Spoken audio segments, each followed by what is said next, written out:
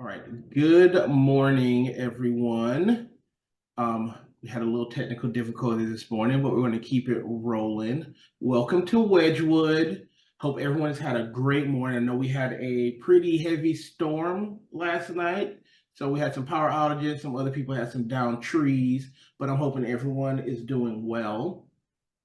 We're going to start off with our prelude. How Can I Keep from Singing by the New York City Virtual Choir and Orchestra. Awesome. How Can I Keep Singing? Beautiful song. Next, I will lead us in some announcements. All right. So this coming or next Sunday, July 28th, we'll be welcoming Nazim Uden, who will be talking to us about fighting for Palestinian rights in the U.S. This is going to be super impactful, super powerful conversation about what's happening in the U.S. to Palestinian Americans because of the crisis that is happening in Gaza and the West Bank. So make sure you join us next week so that we can to hear this amazing talk with Nazim. Social justice, as we say all the time, social justice is the forefront of what we do here at Wedgwood. Wedgwood wouldn't be the same if we didn't. We are very committed to making sure that everyone, regardless of race, creed, origin, has equal representation and equal support here. So we keep that in the forefront of everything we do here. The Palestinian Children's Relief Fund, they're doing great things right now on the Gaza Strip to support all the displaced people out there. Make sure they're providing food and nourishment for all the children. They are currently going through a major crisis as far with everything's going on. Not only that, but the children are quite literally starving. So they're doing their best to get out there and get food to make sure these children have the necessities they need to survive. So we want to make sure we're continuously donating and doing what we can to help support them.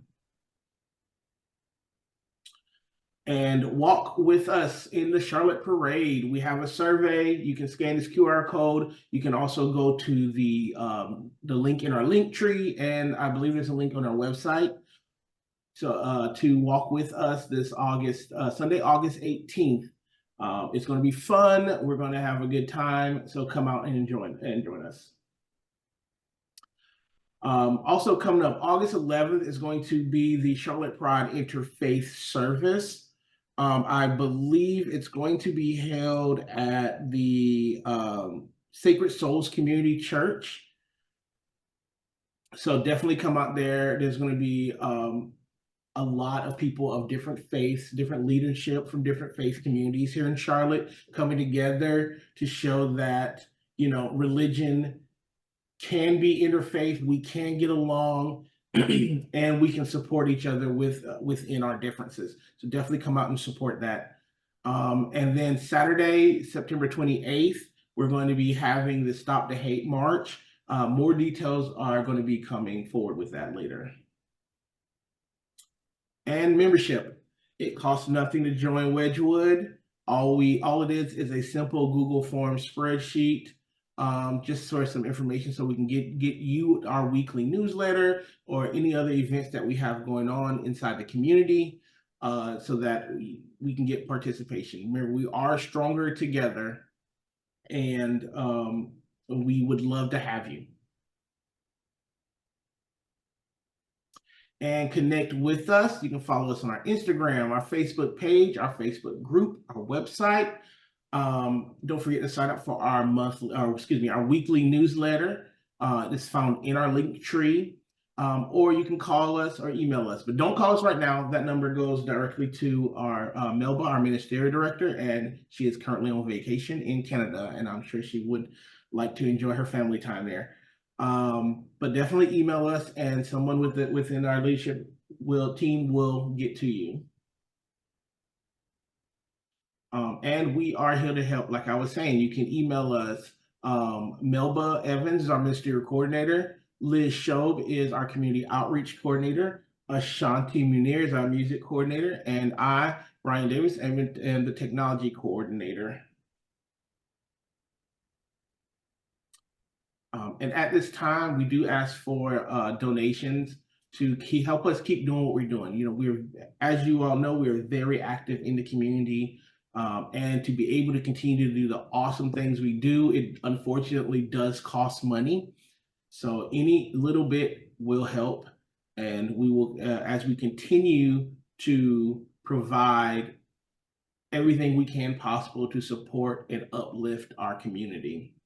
And now we're going to keep it rolling and go into our extravagant welcome. We are all welcome here. Welcome to a church that works for peace, justice, equality, and the care of Mother Earth. Oops, sorry. We are all welcome here. An extravagant welcome to you because of your gender identification, sexual orientation, ethnicity, economic situation, physical and mental challenges, doubting or believing, being depressed or full of joy. We are all welcome here. We are a community of curious and creative spiritual seekers, striving to learn from we are all welcome here. We focus on the plundered and the marginalized as we try to address the major issues of our day. We are all welcome here. One of the ways we seek to heal the world and ourselves is through sharing parts of our personal story. We are all welcome here. Okay, now comes the time for celebrations and concerns. Does anyone have any celebrations today?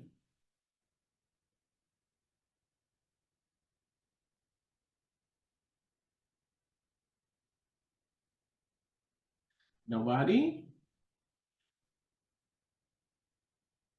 I know I'd like to celebrate Melba enjoying her awesome vacation in Canada with her son and the rest of the family.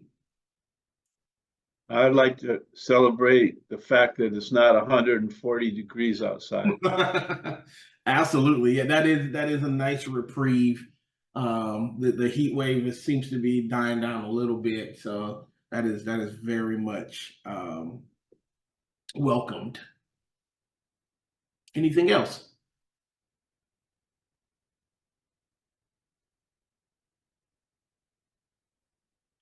All right, any concerns we have?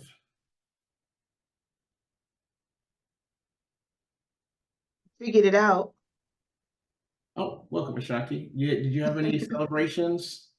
Yeah, that I figured out the sound and I could join you guys. And I'm glad that Liz wasn't hurt in the tree falling on her property. Yep, nothing else was bad going on with that, and she's okay, and Kimchi's okay, and they can work out everything else.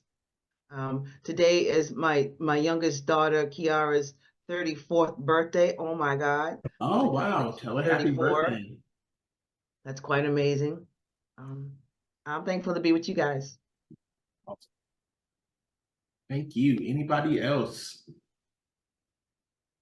I'm concerned about this election and what's going on with the candidates and everything else that's going on. It's like a little scary, and what's going to happen and what's going on and what is going on. What's going on. Very much that. It is a very contentious time right now for politics here. And it does give rise to worry. Yeah. So we just make sure we're being careful when we're out, and being mindful of our spaces. Yep. Everywhere, even if it's in the middle of the day. Absolutely. You just right now it's just so contentious. You just never know. Nope. Okay. Anything? Does anyone have anything else? The video's not working. All right, so now we're going to take this time for silence, prayer, meditation, whatever you're choosing.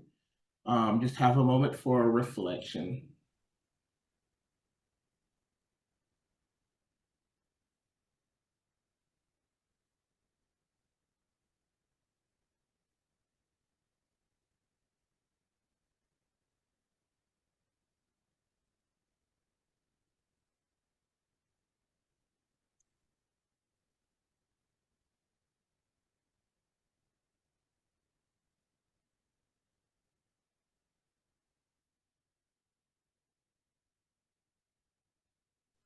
Amen. Next, we're going to have our words of wisdom read to us by Thomas Hanson. He's going to be reading Psalms 23, 1 through 3. Good morning. I've been warned that my internet connection is unstable, so hope we get through this. From the 23rd Psalm, the Lord is my shepherd, I shall not want. He makes me lie down in green pastures. He leads me beside still waters. He restores my soul. He leads me in right paths for his name's sake. All that is now. Only the past is forever, and the future is always changing. We live in a shared moment that seems like a wave moving on the waters of space-time. When we meet, we know we share this moment. Yet, my moment is different than the moment of my grandparents. It has and will continually morph. My grandchild's moment will also be different. The content of our moment is myriad. Everything from global affairs to what I had for breakfast this morning, from the daily grind to weekend plans. It can include shopping, driving, and just walking around. While my perception of our moment is different than yours, we can have a common understanding. To me, this is close to miraculous. If you share your moment with a partner, you are blessed. Sharing makes us larger. Our moment also includes all the stars, galaxies, and photons traveling through the space between them. When you look at a star, the photons that are hitting your retina may have been traveling for tens of thousands of years. When you look at a different star, they have been traveling for a different 10,000 years. Yet, it is all part of the same now. And both you and I are part of that now. Everything is a lot. Part of everything is something called the arrow of time. It means that actions have consequences. After a thing is done, it cannot be completely undone. You can try, but that will have other consequences. All these consequences are connected through our moment. The arrow of time also gives freedom. We are not automatons. Neither are the animals. The number of decisions being made and executed at any time is humongous. The net effect of all these decisions is what makes our future. The Lord of creation has granted all this and more. Praise the Lord. I believe that the Lord of creation is not done. That means that our moment is an extension of the Lord. Where is the moment leading us? Murder, crimes, war, and various atrocities litter our history. At the same time, I think most would say that actions to limit those things are good actions. We started as a number of small tribes, each with a very limited view of themselves and their neighbors. As time progressed, our bands merged and our perspectives became more complicated. Just clubbing your neighbor to death doesn't work very well. I believe the Lord is nudging us toward a future where our perception of the moment is larger and more complete. This has been going on for a long time. So, how does this nudging process work? Our future is the net result of innumerable individual decisions and actions. In my opinion, the decisions in government are important, but are a minority. We do what we do every day is what makes reality. I've done okay. I've had some good times and some very rough times. I've had the honor of nudging the world a little through my work in optical fiber and telecoms. I've never been religious, but I think King made it right. I would rephrase it a little bit. If you let the Lord be your shepherd, you will not want. That's easier said than done. The Lord just doesn't stand there with a crook pointing to what is needed.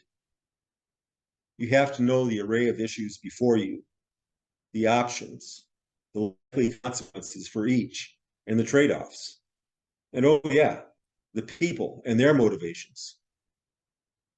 I would engage in what some would call prayer. Watching the swans on Lake Geneva helped. For me, a solution would creep into my mind, and I got an indication of the right course and a feeling that I call it has heart. You can say this is just me, but I remember asking the Lord for guidance, and when I got it, I gave thanks.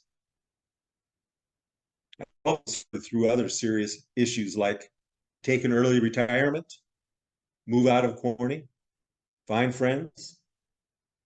If I ask the Lord for guidance, I usually get it. Sometimes following the Lord feels like jumping out of an airplane, though. I had a boss and good friend named Roy Love, who had various sayings. One was, the best way to predict the future is to invent it. The only platform for inventing the future is the present moment, the stuff and the people you have in that moment. Also, the future is not an event, it's a process. That is, the future is a spectrum or array of possibilities that must pass through the present moment to become real. Some of these possibilities depend on others becoming real to stay out there as possibilities. Another saying from the 70s was, be here now. To reel all the possibilities into your center, and the moment becomes more simple, but you forfeit your future to the winds.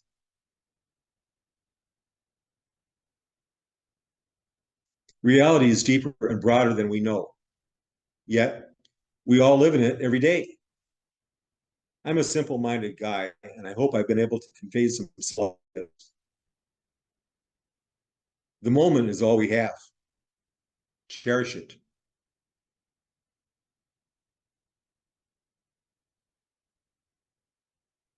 If we've got time, I've got another couple of stories that might play. I've had a lot of jobs. One was to do the beans. Yep. One was to do the beans. My grandparents were farmers in a small farm in northwest Iowa. The main crops were corn and soybeans. They also had oats for a couple horses. They kept hogs and chickens, but quit the dairy cattle, too time consuming for the payback. They rotated crops. Corn sucks nitrogen out of the soil. Beans puts it back. Anyway, my job was to hoe about 40 acres. A cultivator got the weeds between the rows, but volunteer corn and cockleburs in the rows would plug up the combine during harvest. Both were also a problem. I used a hoe with a cutback handle so I could sling it. I kept it sharp on a grinding wheel. It was hot and humid, 90 degrees, 90% humidity. I wore a straw hat and long sleeves to keep from burning. A turn was down in the back, covering 4 rows. At the end of the turn, I drank water. I don't remember how long it took to do a turn, maybe 3 in the morning, depending on difficulty. I learned the wisdom of don't think, just do. For me, now was a turn, not the chopping of individual weeds. I bet you wonder why it was so humid. The sun, a fire, causes plants to extract water from the earth and return it to the air. Now you've gotten a brief astrology. Doing the beans makes you think about these things. Some other jobs were carpenter's helper, mason's helper, and welder's helper. Carpenter's helper, I jackhammered room for new pipes in a concrete floor. As mason's helper, me and other helpers kept a gang of masons fed with bricks and mud. There were around 6 masons lined up on a scaffold and around the same number of helpers. We had an up ladder and a down ladder. The masons were fast and super accurate. As welder's helper, we were putting in the catwalks above an Olympic-sized pool in Fairmont, Minnesota. Catwalks were sections. Each section had 4 2x10 planks, 10 foot long. These were supported by 3 equally spaced steel cross pieces that were welded to the girders. The planks were attached with bolts pushed through holes drilled through cross pieces. I kept the welder fed with planks and cross pieces. One afternoon, I was walking down the catwalk and stepped onto a section that had planks placed. 3 of the 4 were not fully supported by cross pieces. I stepped onto the rightmost, but it was not supported, and I started going down. I stepped onto the next to go. I don't know how I got across the 3rd plank, but I caught the 4th plank as I fell past it. If it had not been supported, I would have died. Now was hearing the other planks splintering as I clung to my plank 40 feet above the concrete pool bottom. I fired as soon as I got down off the catwalks. I guess the Lord had other plans for me. I tell these stories to give an idea that now is relative, as Einstein taught us. Thanks. Okay. Thank you, Thomas, for that insight. And definitely, I understand what you say, like, now is definitely relative, because you just never know. Like, there's always, how do I put it? I always find when I am in a situation that's super stressful, right? And there's like competing events, right? Different things that have to be done. Sometimes it feels like it has to be done at the same time. I always think like, take a second and kind of like try to rationalize what is the most important, what is happening, you know what I mean? Like what needs to be done, if I'm understanding your message correctly. And try to like kind of think in the moment what needs to be done versus all the competing events or possibilities of outcomes and things. What I get from all the different stories, because each story has a storyline, what I'm getting is that there's a lot of things that go on in life, things that you don't expect, things that come out of nowhere, and you have to deal with them right then and there. You can't think about what's the future. You can't think about, the past. You have to deal with what's right then and now. And I believe he's saying that because you don't know what's going to happen, things can happen at any time, good or bad, that you should just embrace what you have right now, be in the moment. Because like, I think one of the stories he said that, because I heard his stories many times.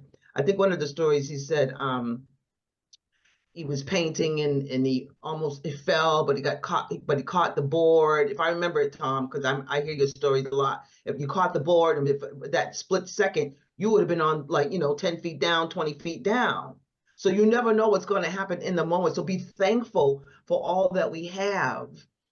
Even when things get kind of crazy and stressful, we still have now, and we still can take care of that stressfulness, or call somebody, or straighten it out, or or take a break, or whatever it is. So all we have is now, and now is very important. I think that's what he's saying. So hold on to now and be thankful that we have now, and because we don't know what the next moment, the next second, the next minute, the next hour is going to be. So be grateful and be thankful. Praise God, praise your creator that we are here now, and that you came out of that situation, or you figured out a solution, or you got the car fixed, or you paid that bill, or you didn't have to pay as much as you thought, or, friends are coming to visit that you didn't expect. I mean, all those things can happen in a moment, as well as bad things too. So I think what he is saying is, to wrap it all up, is that be grateful for now, be in the moment, because anything can happen at any time. When I was little, Like you said, my dad used to use this concept, even though he didn't write the poem when I was really little, but the same concept. It's funny to listen to him speak about it, because this is the stuff that's been like woven into my psyche my entire life, as his daughter. When I was little, this concept was used. We have a tendency to get really, really freaked out about the potential for things to happen, or the potential for things not to happen. And growing up in my childhood, a lot of you guys know about my mother being passed away, and Dad always uses this concept. It could be something as simple as, like, if you're a middle school girl and all the kids are planning a party or something and you're not included, or there's various degrees to which this concept was used to sort of illuminate the fact that we just all don't ever really totally know, right? And you're going to get completely in a tizzy about something that you just you have no control over. That's and right. The outcome might turn into something absolutely beautiful. That's right. Or the outcome might turn into something that you could have never even thought about. Or the outcome could be something that, if you just be patient, you can help evolve it into something that's beautiful for everyone. Like Roy Love. By the way, Roy Love was amazing. I love that man, the man that my dad's talking about. He was so nice. The best predictor of the future is to invent it, But Dad always used this concept to help me understand, like, calm down. Don't get in a tizzy about everything. Right. Like, you cannot affect change necessarily. So, if you just have faith, keep walking, keep your eyes open, it's all going to pan out the way it's supposed to. So there's my 2 cents. It's interesting to listen to these concepts be shared with you all, because this is the fabric that kind of wove my life and a lot of my point of view as a human. So Awesome. Yeah, and I like that concept, Sarah, that, because it's easy to get into tizzy. It's like, oh my God, this thing is happening. Oh, what do I do? And oh my God, what do I do? And you can't think when you're like that. And sometimes you just got to calm down, because, the creator, I believe, the creator is moving things, moving parts, moving situations behind the scene that we don't know about. And then things will come about, and it looks like it's crazy. It looks like it's happened. It's like, no, I don't want this to happen. No, I want this to happen. But the creator, the God, however you look at the higher power, is already fixing it up for you. And even though it may look like it's going crazy, it's like, oh, I didn't plan for this to happen. No, you plan, and then the creator plans. And he or she is the best of planners. So again, like you said, don't get all in the tizzy.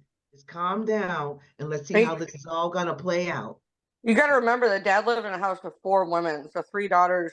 There was a lot of tizzies happening, I didn't even understand that men left the seat up until, quite frankly, I was much older,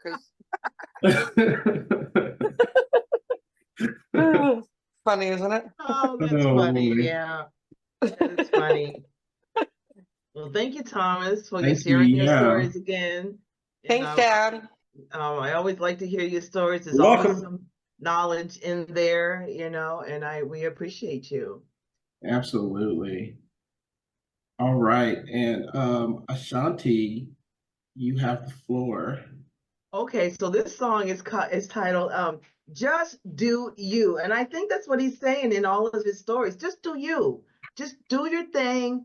Relax, don't get in the tizzy, and just enjoy life around as best as possible. I'm not saying that everything's all great and it's just have a good time and there's no worries. I'm not saying that, but we just have to be mindful that just do you, stay focused, keep moving. The journey hasn't stopped yet. So I hope this enlightens you and makes you feel good.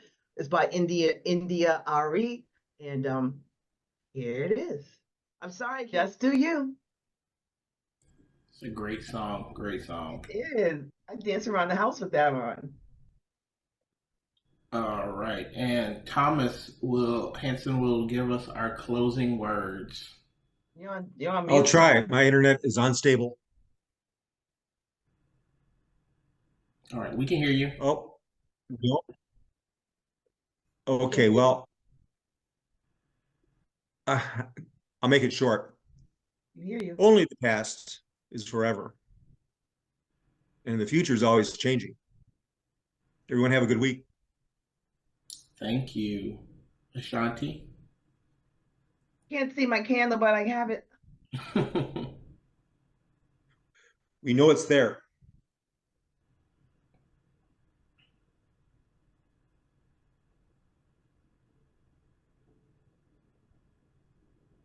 We extinguish this flame, but we keep its light in our hearts, the message of love and justice, taken outside of these walls into the world in which we live in until we see each other again.